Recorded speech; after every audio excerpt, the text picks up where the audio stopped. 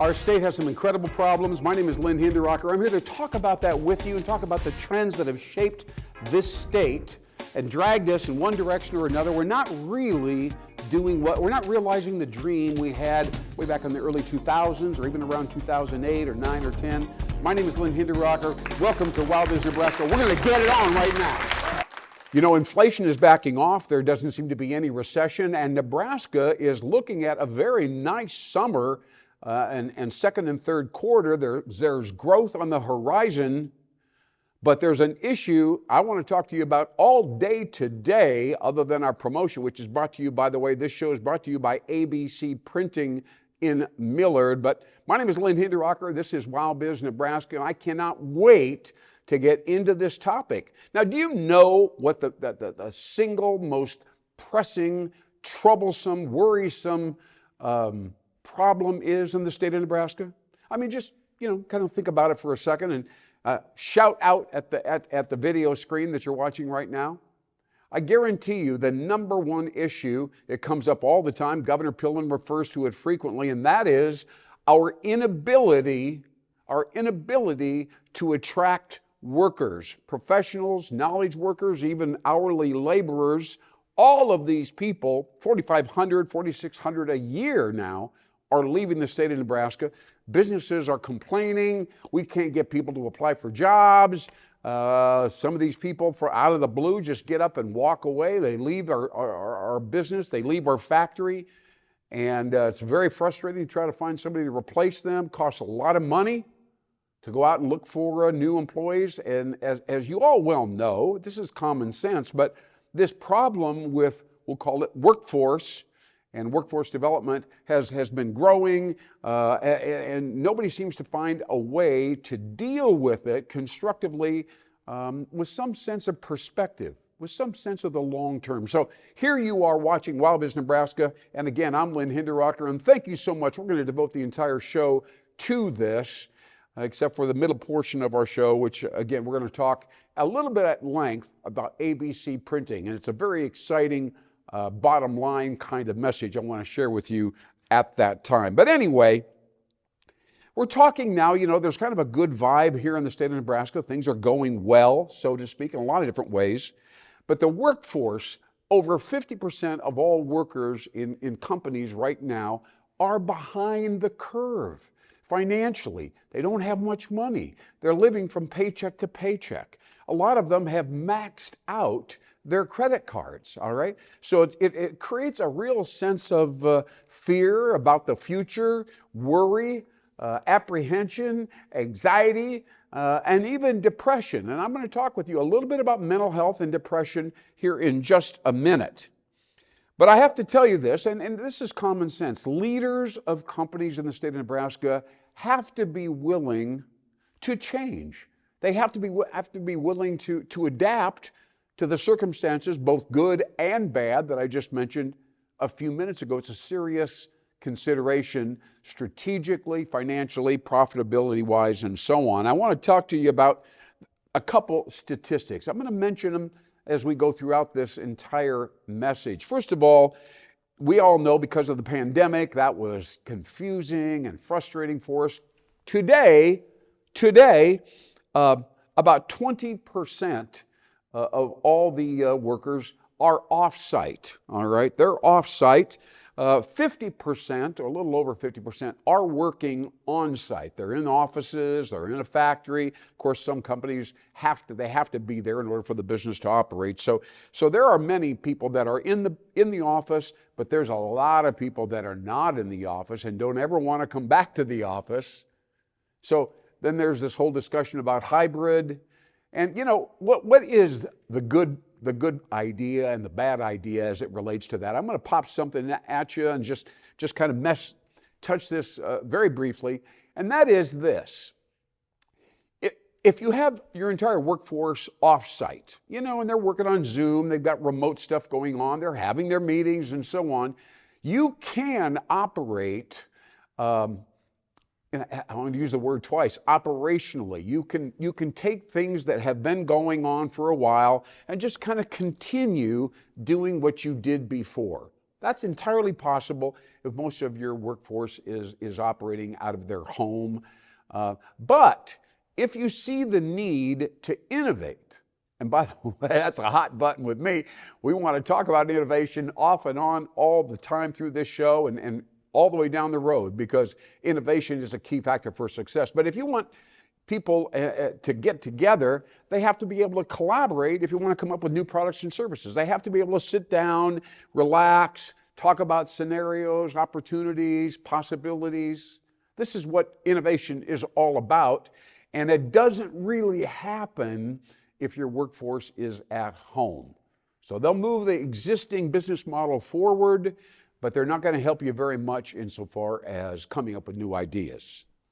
Now, how organizations like yours manage going into the future.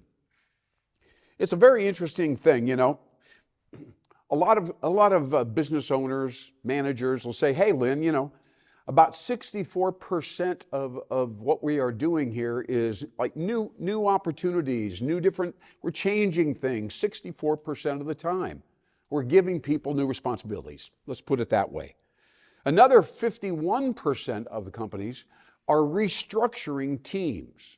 So it's not exactly like they have new products and services. They're not doing that, but they do think that if they move the teams around, focusing them, bolstering maybe one department and taking resources away from another one, that is a good idea, and that's a way to adapt, right, to these times, these changing times that are difficult. Unfortunately, all that, it's healthy, but it's not enough. It's just not enough, right? Millennial workers, let's talk about them, right? We're talking now about people who are in their 25 to 40. Let's just use that as the segment, the demographic segment. 30% of them are lonely. They will admit to the fact that they are lonely. They don't have any social life at all, and they just kind of go to the office and then they go home, and that's their life. That's their existence. Another 30% will come out and even go further, say, I don't have any friends, all right? Some portion of them do have friends, they text and so on, but another group doesn't have any friends at all. So as a result of that, there's a lot of, how do I say it? A lack of enthusiasm, a lack of intensity. Their life seems drab, it seems dull. And as a result of this, 50% of all workers are unproductive. They will admit to you that they aren't getting much done. They aren't getting much done at the office or on the factory floor or whatever you want to say. So these situations are getting bad and getting worse at the same time. So here's a way to think of it. Labor costs are going up. Productivity, the amount of stuff that's going out the door and generating profit, is going down. Just think about this for just a second, all right? This is frightening if you run a company, all right? Labor costs going up, output, product development, profits going down. Oh my goodness. By the way, if you think about some of these big companies that are in the area, multi-million-dollar companies, I'm sure you can think of several off the top of your head. These companies, because of what I just shared with you, are losing, get ready for this, $200 to $300 million in productivity. $200 to $300 million in productivity. That's a lot of money to take off the table, all right? And I'm sure the banker is wondering about that as well. So what's the solution? Is there a solution for all of this? Well, there definitely is. And by the way, if you try to come at it, how do I say it, in a very strategic way, think of all your workers, think of the continuum. On one end are the people that are not creating any value at all for you. At the other end are the ones that are creating lots of value for you, and this is a complete continuum of people. And so as you try to figure out what do we do with this workforce, how do we handle these people, and are they all the same? Well, we know they're not. So you kind of have to divide them up. You have to look kind of carefully and find out how much they're bringing to the party and how they are taking something away from what you're trying to get done. And when you do that now, you're taking a look now at one end, and these are the people that, they show up a little bit late, they leave a little bit early, they don't have any teamwork, they're not getting along in particular with anybody, they don't offer to try to help and do some extra projects or anything like that. So what they get now, then they surround themselves, they don't mean to, but they will tell you that the behavior in the company is toxic. This is a toxic culture, toxic workforce area, all right? There is a sense of, you get to the office, you get to the workplace, you put your stuff in, nothing's happening, nothing's great going on, you go home, you do nothing, right? This is the life that many of our workers have, and so they're burning out. That's what they would tell you. I'm just like, I don't care. This is a burnout, all right? So, when we come back from this segment of our show, we're going to talk about our promotional sponsor here in just a minute. We'll go on and we'll talk about other clusters, other groups within your overall workplace and what psychologically is motivating them, how they kind of react to things. It'll be a very interesting second half of our show right here on WowBiz Nebraska. Again, I'm Lynn Hinderaker, and thanks for watching. Now, I'm so excited to chat with you a little bit about the sponsor of this particular show. The name of the company is ABC Printing. They're in Millard, Nebraska. And right off the bat, you might be tempted to say, I don't care about printing. This is the digital era. This is where it's at. This is the era of AI and all that, Lynn. So I don't know where you're going with this, but I'm not particularly interested. I know that's what's going on in your head, but I want to talk to you about some bigger issues that relate to this digital world, digital communication, of course, and the analog, the printing, and so on. And this is it. Convenience. It's a great thing to be convenient. You can get on, do a Zoom meeting, it's so great, and then you learn a couple things, get back to work quickly. That's a really great thing. Unfortunately, a good portion of the material that you just picked up on that Zoom meeting is going to kind of dissipate and go away. That is a fact. But what doesn't go away is authenticity with another human being, right? Genuineness, where you get the feel when you're talking to somebody that they are really being themselves with you. They're sharing, they're honest, they're truthful, they open up a little bit. And so you say to yourself, this is a guy or gal I'd kind of like to visit with further. They seem like they've got something on the ball, and I trust them, right? I trust them. Now, when I'm looking at your email, somebody's going, come on, Lynn. Looking at your email, do you know how long I'm going to spend on that email? It's a good email, man. 3 or 4 paragraphs, bullet points, ask for the order, that whole deal. 8 seconds on your email. It's so easy to hit the button, delete, delete, delete. I'm kind of busy, delete, right? But when you send somebody a truly personalized letter, or drop off a letter, by the way, it's a completely different experience. People feel bad. They don't want to throw this paper in the wastebasket, believe it or not. So it feels much more authentic, much more genuine, much more real, So there's no reason that you have to back away from all the digital tools that are out there today. No doubt about that. But I have to tell you, rethink print. Print has a role in your marketing mix. Print convinces people that you really care about them, and an email, boy, I don't know, that you're not going to get that feel for after 10, 20, 30 emails to somebody. But the right letter, that's a different deal. So ABC Printing, Dale Preister and his son Mitch do an incredible job. They go overboard. They do all kinds of interesting extra things for you. The paper, the printing, the colors, perfect. But the bottom line is, as we walk away here, the prices are unbelievable. Don't ask me, don't make me tell you. I got to tell you, but the pricing over there, unbelievable. All right, so think about Millard Printing, ABC Printing in Millard, Nebraska, just south of L and 132nd Street.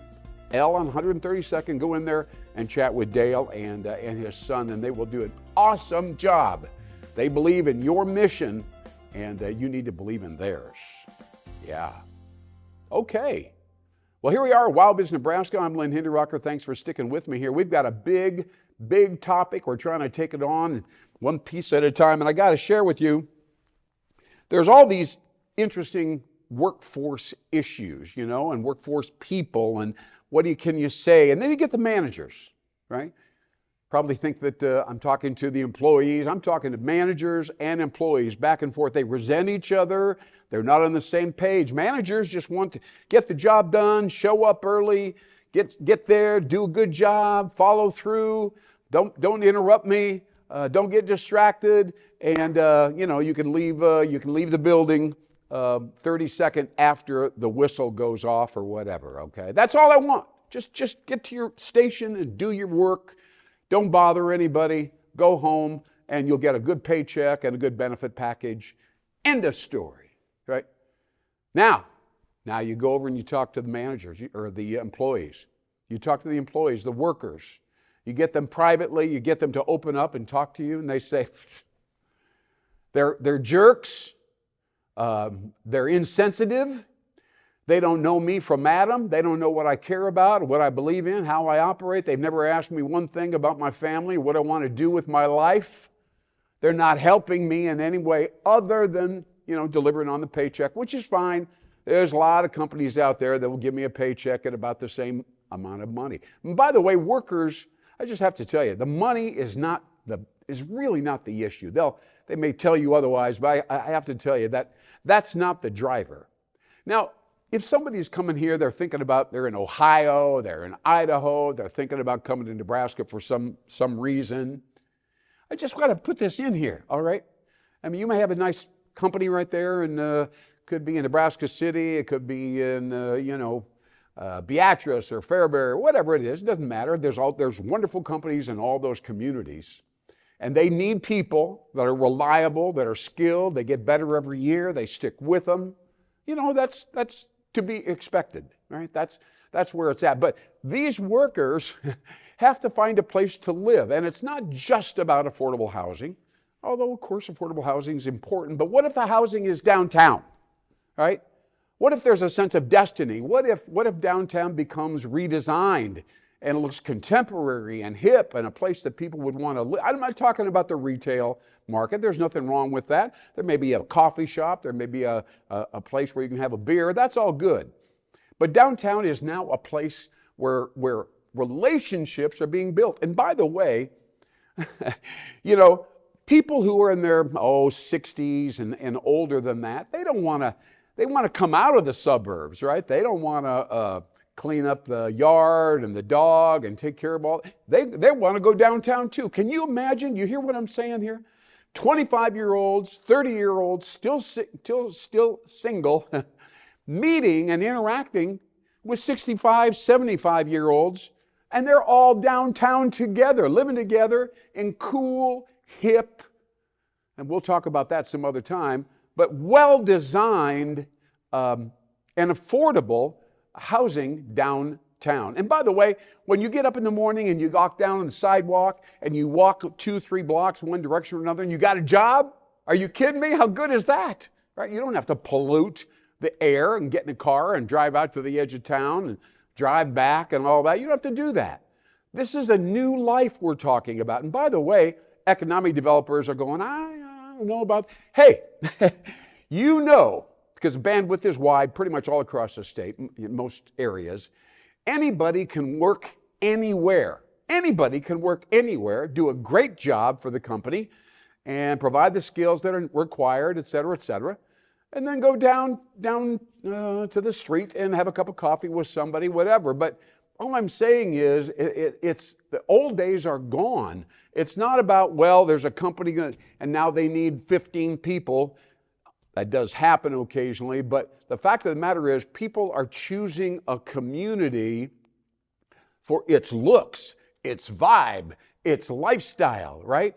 Cool things, entertainment, attractions, art. Art! Yes. Remember back in 2002 when cultural creatives came to the entire country and to the state and so on?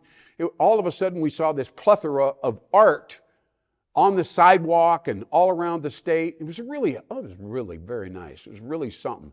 It made a special distinction about our state and people were surprised. Well, anyway, All I'm telling you is we have an opportunity here, but the opportunity does involve you. If you want workforce, stop whining and do something about downtown. It might require millions, by the way, but the state will help you out in many cases, and you've got to build it up over a number of years and create a cool, not just affordable, a cool lifestyle and housing. Now, let's go back to these workers, all right? This is a big issue. I know there are many supervisors and managers that are watching the show, and they're saying, come on, Lynn, get back to it, right? So there are segments. We all know this. We got to find out the people that are different from each other and what they stand for. So here's some people, right? There are resistors. Believe me, we know that. These are people who don't have a clear purpose. They're working there, right? They're doing their job.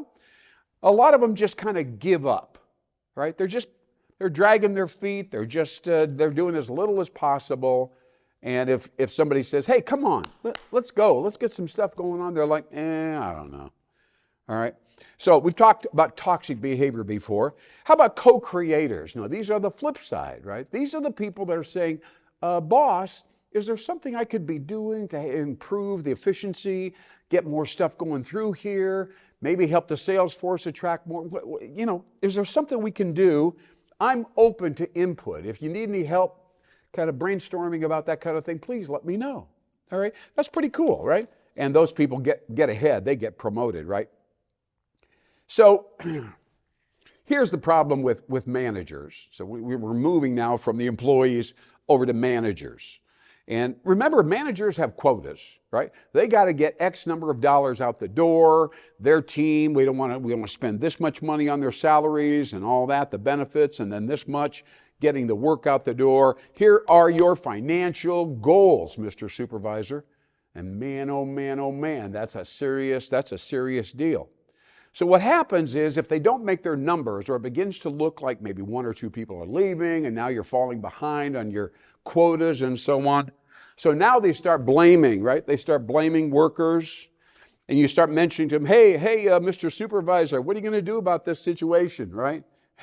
And they're like, well, I'm doing the best I can do here, Some of the criticism's coming at them, but some of it's being blocked. It's not my fault. That kid over there really screwed things up, and I can't help it. It's going to take me 2 weeks to catch up. Okay, gotcha. Now, here's another thing that happens. Workers say, they give me a quota. I got to get all this work done and so on.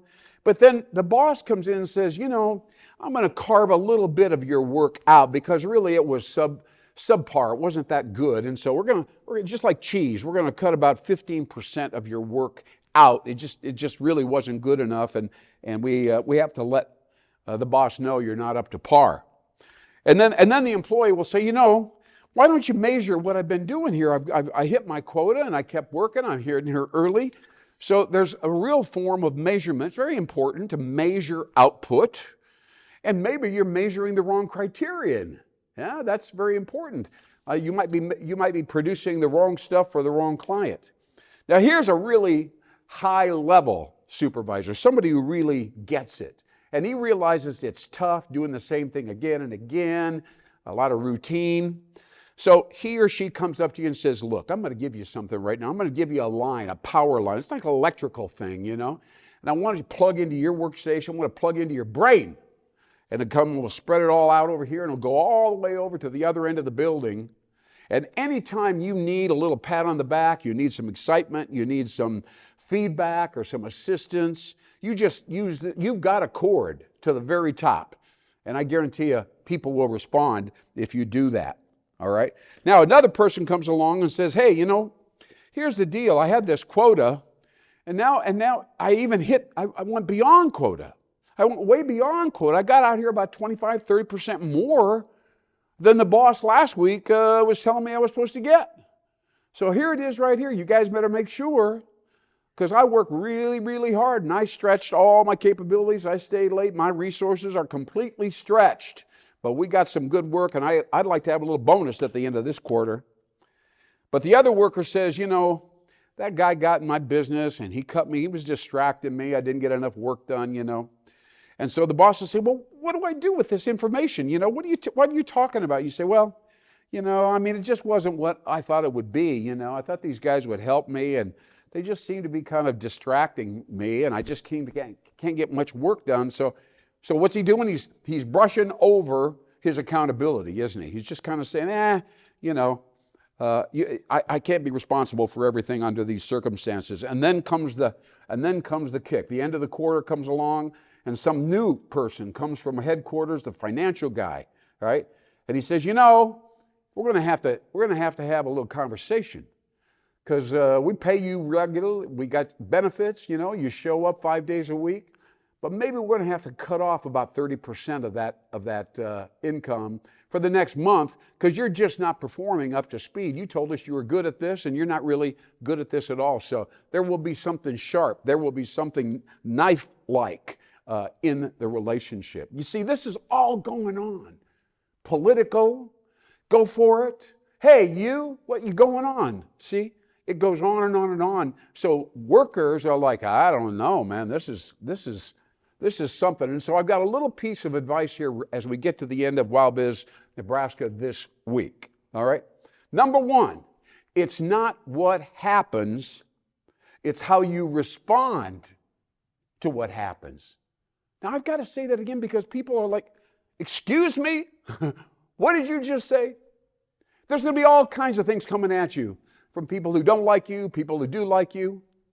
But you've got to make up your mind early on that you're not going to react to things outside of yourself. What's inside of you is what matters, right? Not all these comments and sidebars and what the heck. None of that really matters, ladies and gentlemen. You keep that in mind when you're at work. Don't let it upset you. And remember, it's your job, utilizing that psychological trick that I just mentioned to you, to confront challenges and turn them into opportunities. Confront the challenge that's in front of you on the worker floor, at the desk, outside the building, and transform those into opportunities. Thank you again for WowBiz Weekly, WowBiz Nebraska. I'm Lynn Hinderaker, and I will see you again next week. Thanks so much for watching. We'll talk to you soon.